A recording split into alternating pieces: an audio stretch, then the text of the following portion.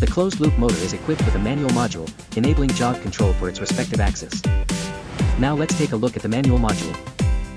Press both buttons on the manual module to switch the speed mode. Next, let's demonstrate the 3 speed modes.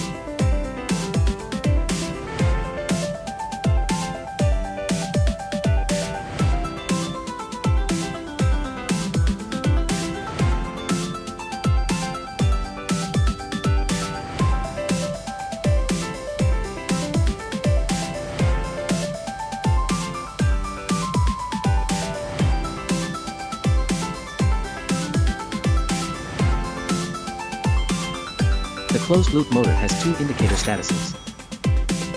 Flashing green indicates normal operation. This indicates an alarm condition.